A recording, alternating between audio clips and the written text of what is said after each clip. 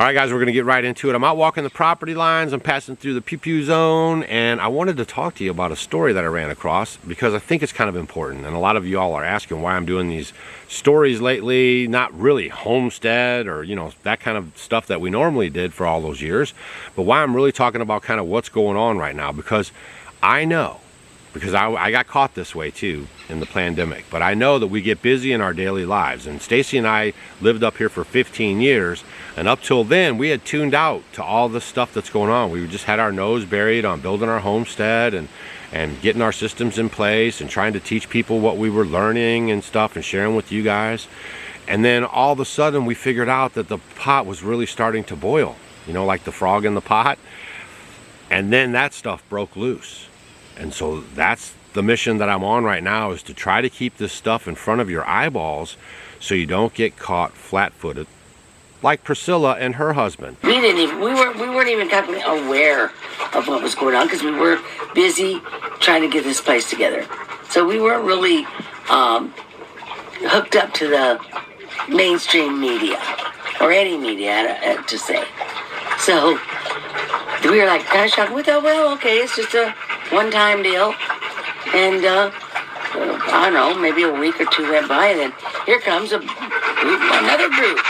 They worked their whole lives. They bought a little piece of property. They're living out there in their RV, and they're kind of, building their systems and trying to put everything in place so they can live their life. And this happens. Priscilla. Priscilla, great to meet you. Nice to meet you. Now, you're about as close as you can come to Mexico. We are. The border is our property line. How long have you been here? 3 years.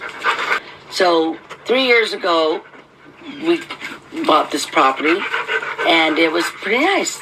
There was nobody out here. It was just us and the gun club and a few people that came through.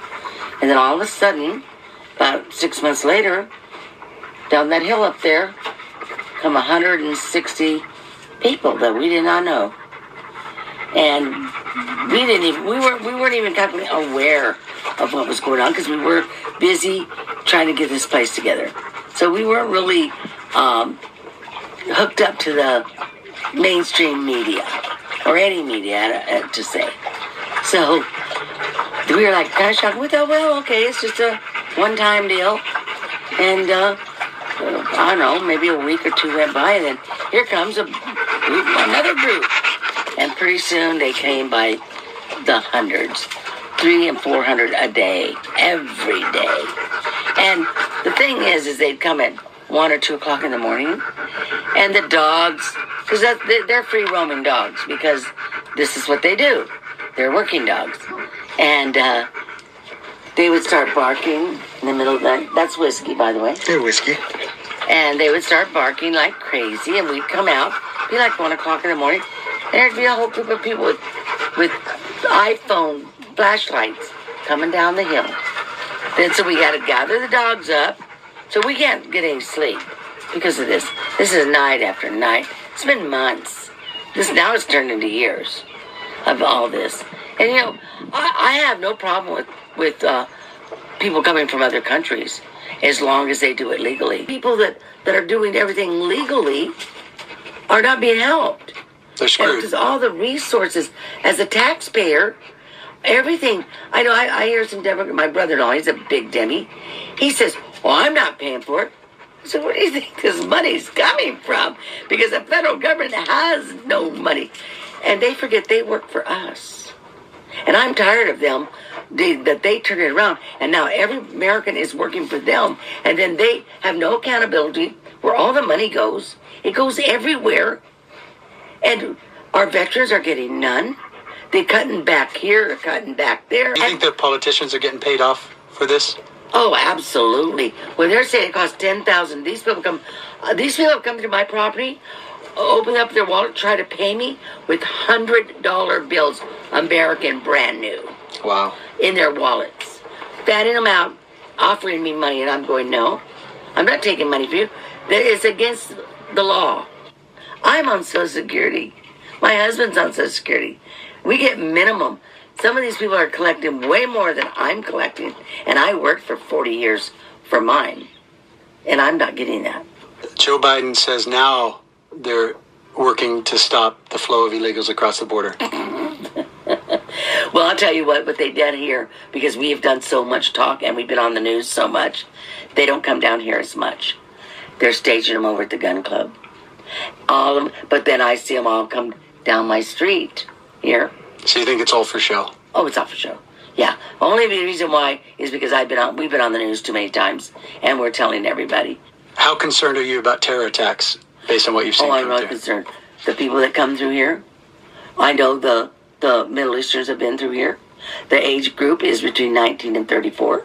The Chinese that have come through here are between the age of 19 and 34, all men. And I ask them, where are you going? I said, are you here to work? No. What are you here for? I'm going to camp. I'm going to camp. I said, where are you going to camp? Nevada, New York, California, of course. San Francisco is the main one. But yeah, they're going to camp, not to work. I said, you here to work? No, we're not. And then they do this. Wow. They walk by here. Right to your face. Yeah, after we give them water and stuff. Wow.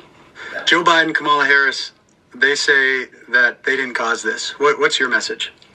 Well, if they didn't cause it, who did? She's supposed to be the border czar, or whatever you call it. She's never been here. Tell them to come here and look for themselves. But they say, oh, we got to welcome them, because what are they welcoming them here for? To take our jobs? To look at what they did in New York, beat up the cops, and wait till it happens here in San Diego. They'll find out that it's not good what they're doing. Can you imagine that I'm walking on my homestead right now and all of a sudden 100 and something people come through my fence line and onto my property, and maybe I don't even know what's going on about this stuff? I think I would be quite alarmed. Would you be quite alarmed if that kind of people came across your property, and then another wave, and then another wave, and then another wave?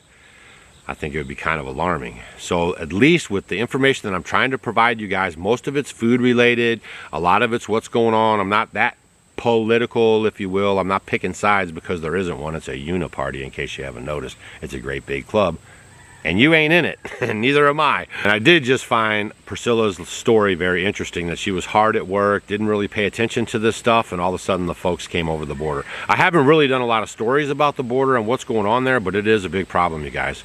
And if you're not following UK, go check out UK. Go check out Ireland, okay? Because this is kind of what it is. They're bringing in, like, you know, the agitators, if you will. So everything is kind of designed right now to kind of keep you on the edge. So that's why I'm kind of trying to keep you ahead of it, you know, so you're not scared, but you're prepared. That's all. But I found her story to be quite interesting, and it's happening. I mean, that's not a mainstream news report there or anything. So that's another thing I was talking about, is citizens, journalists, right? Like all of us getting together on the internet. That's why we're dangerous, and eventually they're gonna take us out. But us sharing our stories and getting stories out there. I get a lot of great stories from you guys on the emails, and that's really what is good. You know what I'm telling you? You get a good perspective of what's going on. You get other people's opinions on it, not just what the mainstream media is pushing. On the last video, I also talked about Operation Mockingbird. Operation Mockingbird is when all the news stations parrot the same thing to drill it into your head. I'm going to give you an example of it right here. Hi, I'm Fox San Antonio's Jessica Headley. And I'm Ryan Wolf. Our greatest responsibility is to serve our Treasure Valley communities, the El Paso, Las Cruces communities, Eastern Iowa communities, Mid-Michigan communities. We are extremely proud of the quality, balanced journalism that CBS 4 News produces. But we are concerned about the trouble and trend of irresponsible, one-sided news stories plaguing our country. The sharing of biased and false news has become all too common on social media. More alarming, some media outlets publish these same fake stories without checking facts first. The sharing of biased and false news has become all too common on social media. More alarming, some media outlets publish these same fake stories without checking facts first. Unfortunately, some members of the media use their platforms to push their own personal bias and agenda to control exactly what people think. And this is extremely dangerous to our democracy. this is extremely dangerous to our democracy. This is extremely dangerous to our democracy. This is extremely dangerous to our democracy. This is extremely dangerous to our democracy. This is extremely dangerous to our democracy. This is extremely dangerous to our democracy. This is extremely dangerous to our democracy. This is extremely dangerous to our democracy. This is extremely dangerous to our democracy. This is extremely dangerous to our democracy. This is extremely dangerous to our democracy. This is extremely dangerous to our democracy.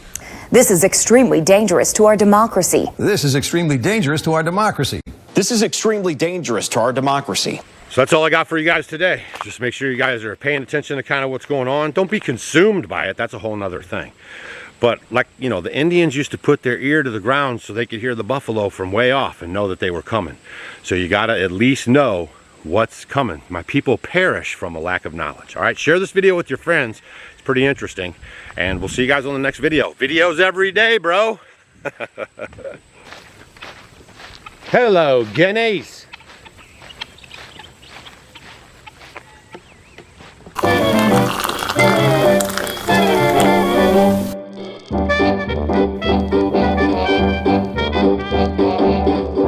Did you guys know that in the 16, 17, and 1800s, chocolate was consumed as a beverage? There was no such thing as a chocolate candy bar. Well, we're bringing chocolate tea back to the 21st century because it's loaded with antioxidants our body loves, and it's a great source of magnesium that's wonderful for bone and heart health. It's a great addition to your coffee machine or your French press, or just along with your favorite sweetener. You can find it on offgridwithdougandstacy.com, along with our brand new tea infuser, simple to use for easy steeping. Cheers!